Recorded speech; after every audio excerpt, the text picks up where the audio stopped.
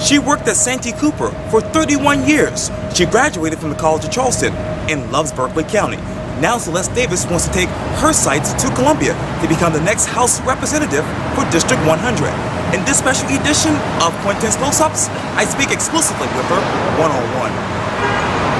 Well, Sylleste, it's so good to see you. It's good to see you too, Quintin. I really appreciate this. Thank you, I do too. You know, and I appreciate that as well, but last week you actually followed me on Twitter, and I was trying to figure out who's this Sylleste Davis lady, and I realized that you were actually running for House District 100. Right. Which it's now, until he removes his name, Eddie Suffer's seat for that particular district that he represents in Berkeley County and whatnot. That's right. And I was thinking, why Sylleste Davis, why now? Well, Eddie Southern actually resigned from his seat. Right. For this term, and so there was a special election that was announced, Yes. and during the filing period, I was thinking that now might be the right time to get into politics and get into serving at the state level. It's something that I've been interested in for a while, and I've been looking at it for a while, and so the timing just seemed right, and I filed. And as it turned out, I was the only candidate to file. There is a period of time where someone could submit their name as a write-in candidate, and that time period expires Monday at noon. So we'll see what happens then. So that's one situation, that's with the special election. And then as far as the November ballot, Mr. Souther does have his name on the November ballot as the Republican candidate. And just this week, I launched an effort to become a petition candidate. Yeah, you were telling me that you were going to get some names together. That's right. That's right. Talk to me about where your mind is when you think of that. Well, it's a big effort, but I have to have 1,355 names on a petition. The Election Commission recommends a 10% overage because some of the signatures may not be valid for one reason or another. And so it's going to be a tremendous effort, but I've already found that there are a lot of people that are willing to help. And I've met a lot of people and talked with a lot of people, and so it's a big effort, but it's going to be a worthwhile effort, and so that's my intention. Yeah, and let me go back to the day that you filed for the seat for House District 100. You basically said that, hey, this is something I've always wanted to do. But now that Eddie Suffer is no longer the House representative and you really don't have any competition, where are you emotionally with that? It doesn't really impact me emotionally, because it just is what it is. Yes. And although I think that the fair thing in an election is to have multiple candidates and to have an actual vote. I'm still happy with the situation as it exists now, and so if I'm seated, I will serve for the last few months of the year. I'll do what I can to try to help. I believe the people of Berkeley County deserve year-round representation because things come up, things happen, and so if I'm able to help, I'm glad to do that. And you talk about Berkeley County, you actually live in Moncks Corner. Talk to me about what goes through your mind when you think of that, Moncks Corner, living there. Well, it is a very, very nice, warm, welcoming, small town. The people are very caring, very giving. They're very concerned about their town and about each other. They all love their town. There's a certain pride that's there. And so it's a really nice place to be and a nice place to raise children. And I have a lot of very nice friends there and a lot of co-workers, or used to be co-workers. I've recently retired in the last 2 years. So it's a nice place to be. And you talk about your concerns. Obviously, the huge topic around the state is roads. When you think of roads, what do you say? Well, I believe that we definitely need to do something about our roads, and there's no question about that. There was legislation that just got through the Senate yesterday, I believe it was yesterday. Yeah, Thursday. And it was, what that bill allows is a $4 million investment in the improvement of our roads and bridges statewide. The issue is that the actual estimated cost of bringing all of our roads and bridges up to date is a $40 million cost. So although the bill is done, we still have work to do because we've only so far accounted for 10% of the total cost.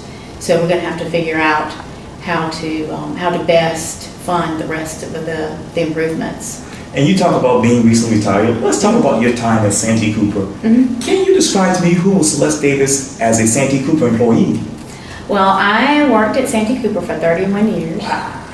I started out in information technology. Okay. Graduated from the College of Charleston. Right here? That's right. Graduated from the College of Charleston and went directly to work at Santee Cooper as a programmer.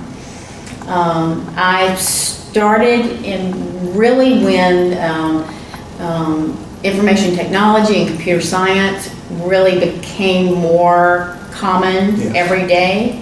And so throughout my career, I was in information technology for 20 years. So throughout that 20-year time period, I saw a lot happen.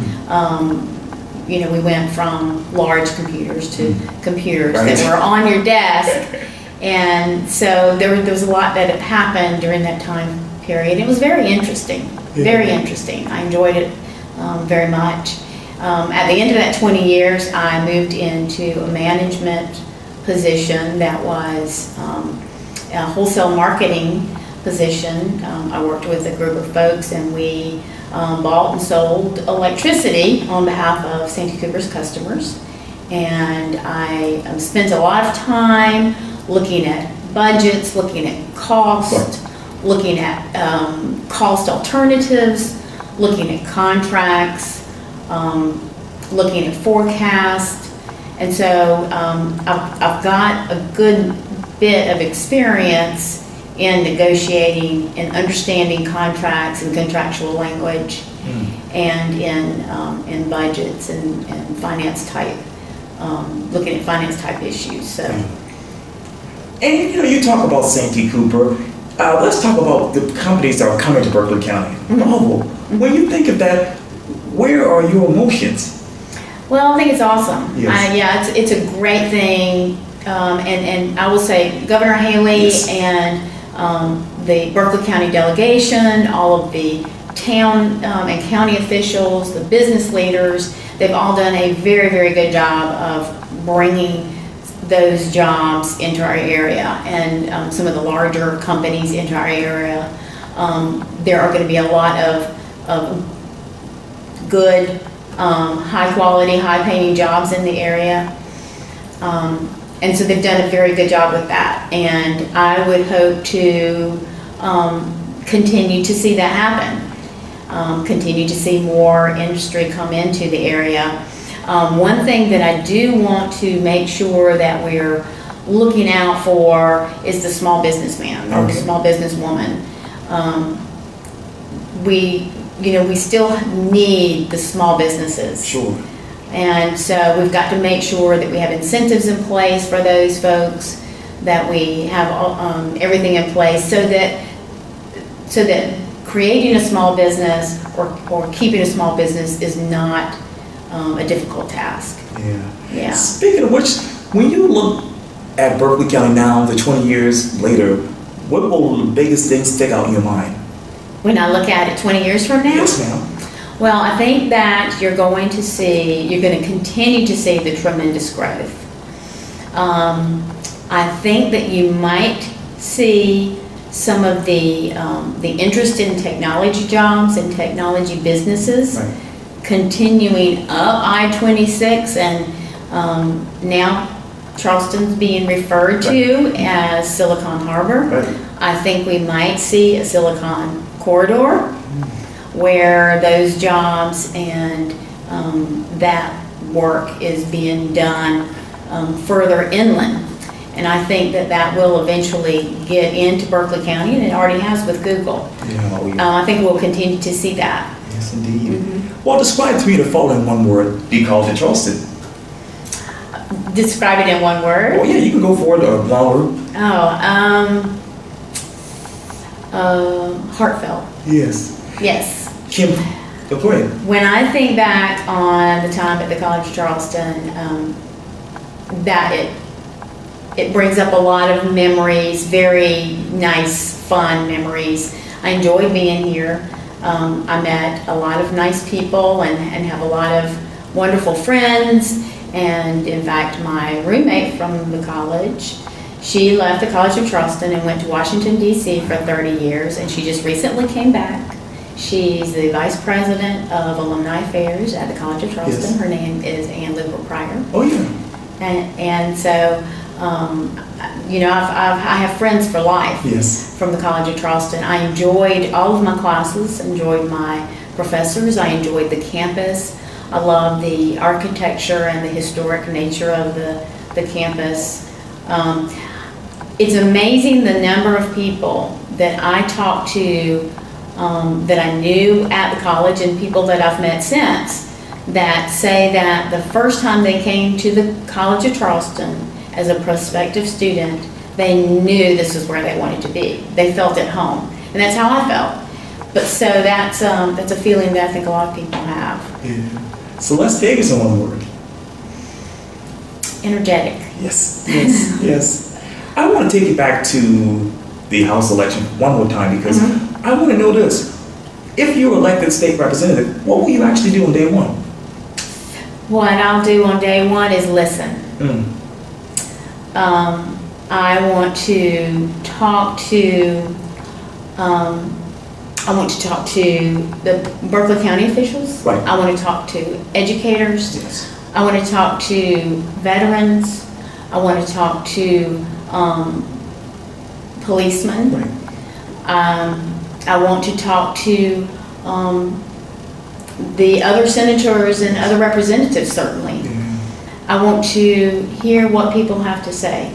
Yes, indeed. And just listen. Yes. And then hopefully at that point start to build relationships, build bridges, personal bridges. Sure. Where they may be needed, and get people talking. Yes, indeed. And talking on things that we need to address. That is so awesome. Well, Sylleste Davis, thank you so much for your time. I really appreciate this. Thank you, Quintin. Thank you.